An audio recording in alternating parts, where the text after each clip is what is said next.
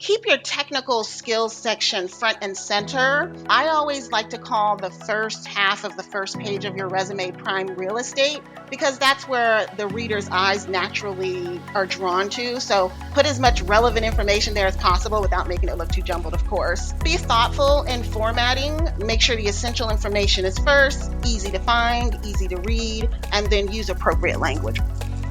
Welcome to Security Cleared Jobs, Who's Hiring and How, the podcast for cleared professionals looking for new opportunities and career advice. We go behind the scenes with recruiters and hiring managers from leading cleared employers to uncover the information you need to make a smart career move.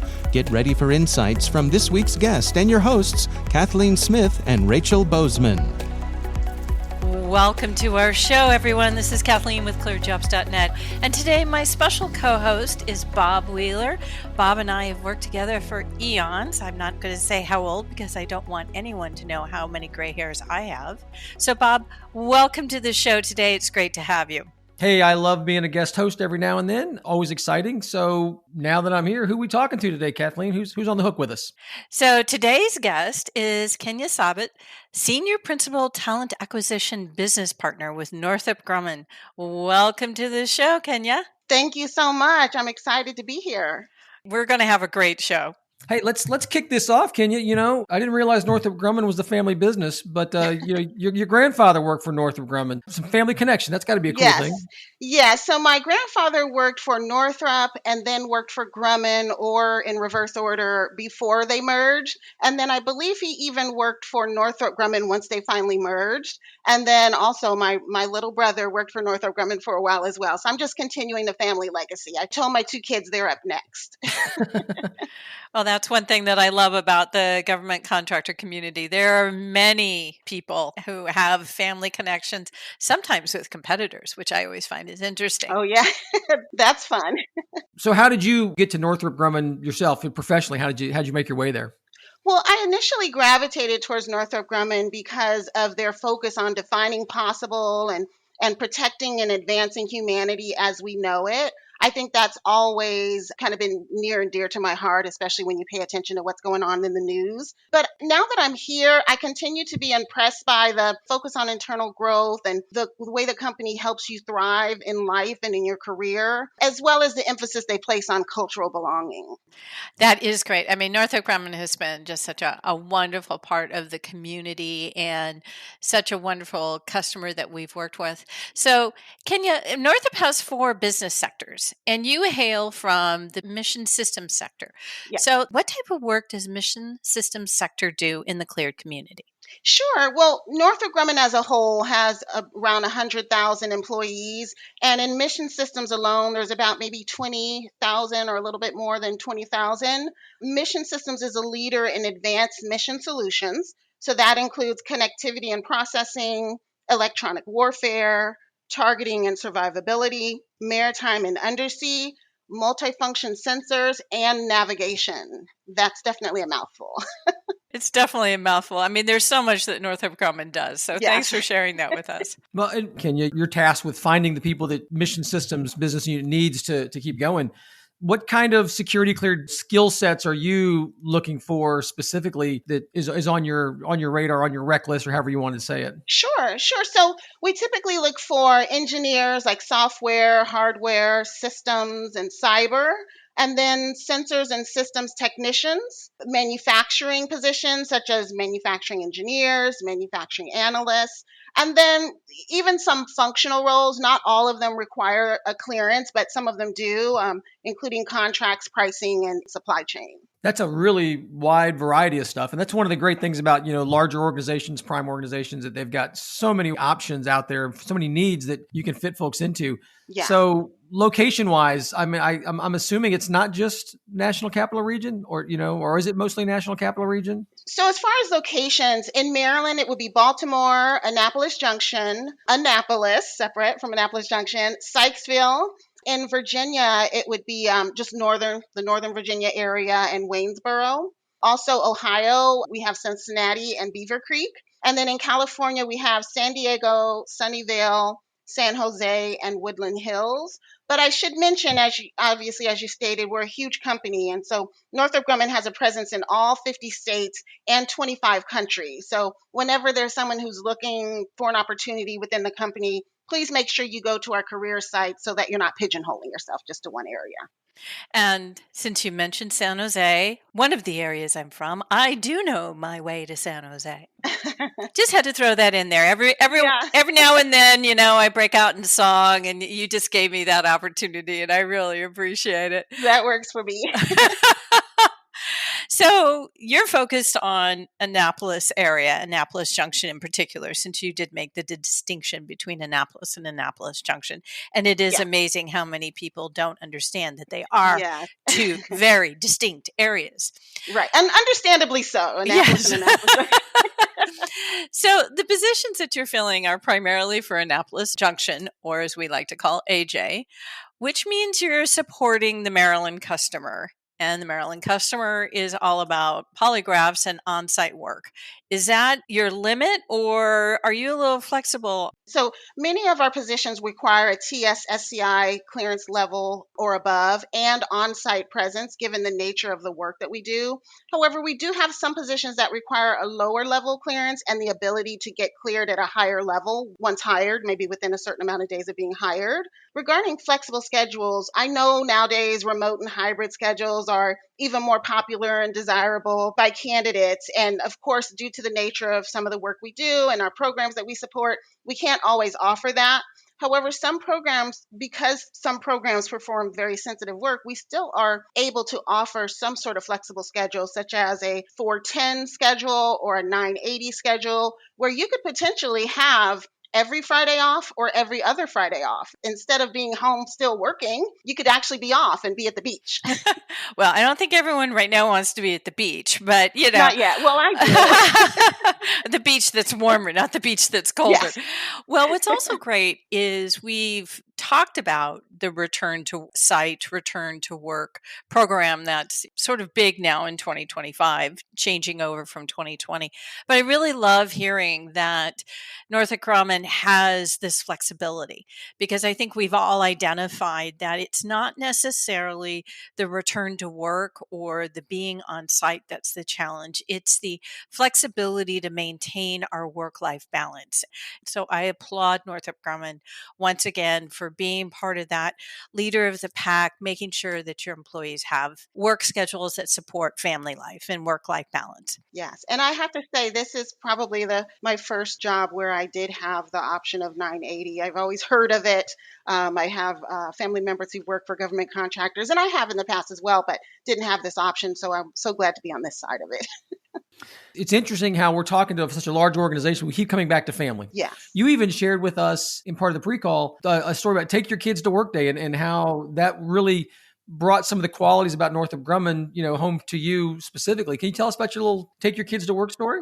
Yeah, so I took my son to what is it? Take your kids to school, not to school. Always take them to school, but to take your kids to work day. And they had these STEM kits where you either can put it together and it's a robot or some sort of contraption that you're putting together. And he was 8 years old at the time, and I noticed that he was quite stressed out. He had this kind of concerned look on his face, and I thought, what's going on with him? You're 8 years old, so you don't pay any bills, right? You're not in school, so you should be footloose and fancy free today. And so I asked him what's going on, and he said that there was some instructions. He thinks a part of the instructions were missing and maybe a couple of pieces from the packet. So what I think happened is maybe he grabbed a packet that somebody else had started working on and just put back.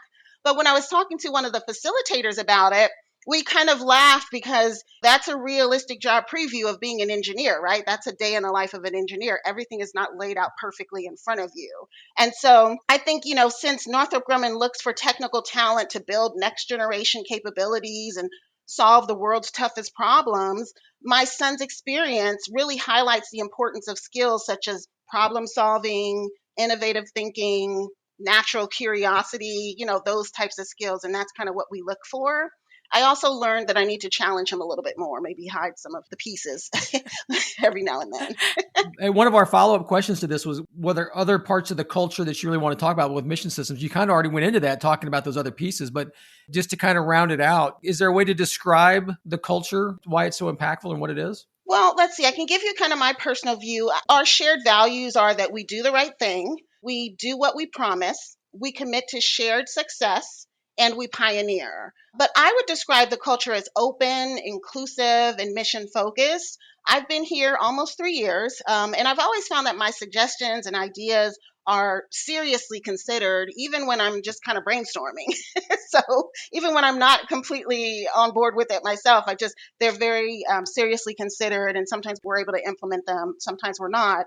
And so I don't feel like I'm just one small employee in such a large organization of over 100,000 employees. That's awesome. And your CEO is a woman. What do you think that does for your recruiting? Does it impact it?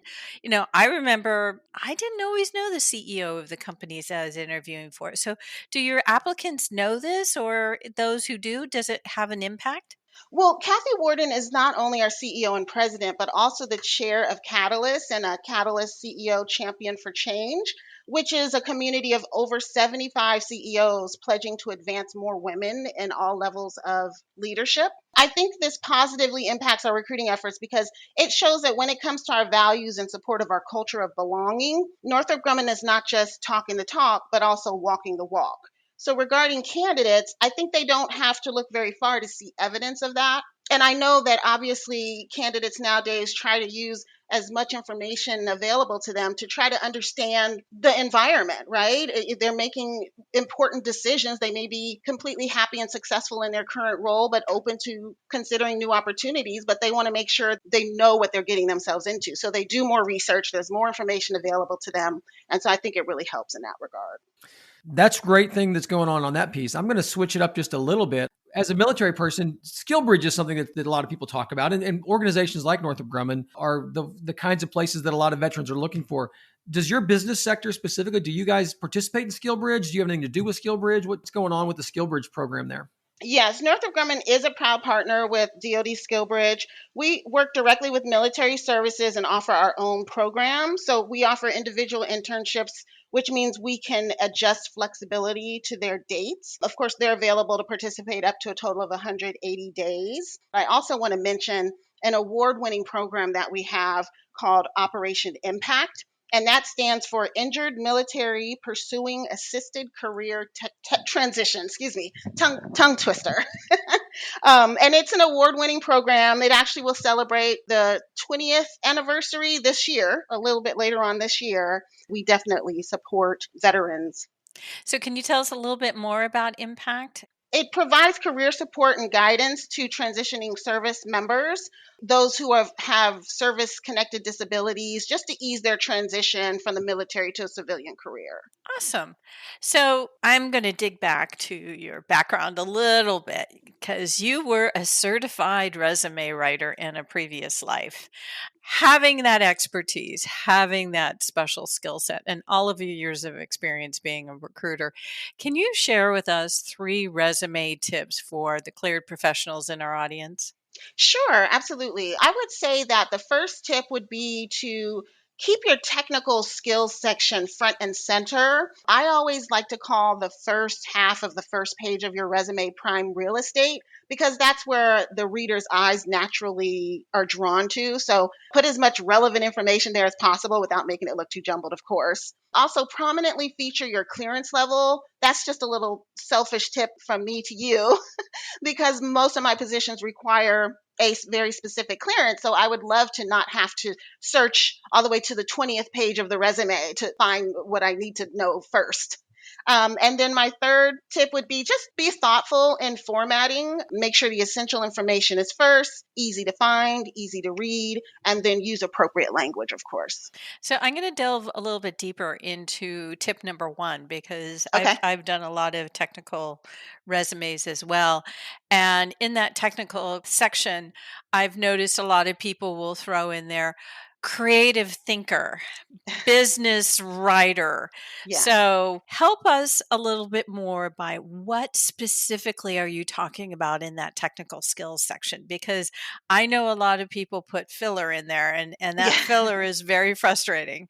Yeah. And so actually, thank you for mentioning that because there's something I actually should mention as well. Not only in the technical skills section, but also sprinkled throughout your resume. So let's say I'm looking for someone with Java experience, C plus experience. Not only in this technical skills section, I also want to see where did you use it, right? Because if you're saying that you have 15 years of Java, but I only see it in the first job you're listing and you only were there for 3 years, then where did you get the rest of that Java experience? And so to your question specifically, we really want something that's factual, right? So excellent communicator, you may think that, other people may not, excellent, right? Whatever the case may be. Now, if you put business writer and you actually worked as a business writer or you're certified, that's fine to put in there. But excellent communicator, great judge of character, those types of things are not necessarily what I'm looking for. At many of the cybersecurity conferences, I've seen a lot of technical resumes, and they want to make that technical section as long as possible. So they'll sort of interject all of these other adverbs and such. And I'm Yeah. just like, no. So thanks, Yeah. thanks for clarifying that. No problem. Yeah, as a recruiter, Kenya, it's hard. Recruiting is a hard job. It's an even harder job when you throw in technical things and clearance levels and stuff like that. So every hire has got to feel like at least some kind of a win in some ways. Anything in your recent experience that really kind of stands out as like a win that you're exceptionally proud of, maybe? So it's hard to really nail down one particular example, but I can tell you that I always build relationships. I believe in building relationships with my candidates, right? Because I'm not just trying to fill a spot. I want to find the right opportunity for you. When I go meet people, maybe I met them at a job fair, or maybe they were a referral. And when they were initially introduced to me, I didn't have the right opportunity for them. And then I finally am able to find the best opportunity for them and able to get them in the door in a win-win for the candidate and also the company. I think that those are always my favorite experiences, right? Because you really had to work and kind of make sure you're fitting the candidate and what they're wanting in their career, right? And what they've done and what they want to do with what we need, basically. So I definitely love that. I love to see them grow once they join the company. I'm really big on professional and personal growth. And so those are always my favorite moments. Do you still know when you look around like that guy or that gal?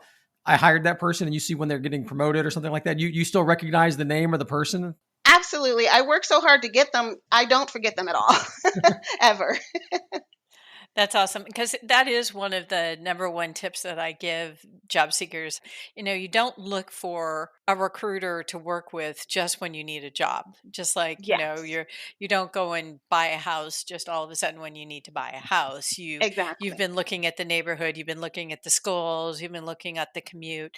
And it's just such a great thing to be able to get to know a recruiter, get them to understand what you're looking for, and always have 5 to 8 recruiters in your network, because they're always going to be keeping an eye out for the best candidate for the best position. And because you've maintained that relationship with that recruiter, they'll say, "Oh, this position just crossed my desk and I know the perfect person for it." So I love it. Exactly. I love it that I see you smiling and say, "Yeah, that's Yeah. definitely how it works." So thank you. Yeah, that's a great feeling. Yeah. Oh, it's awesome.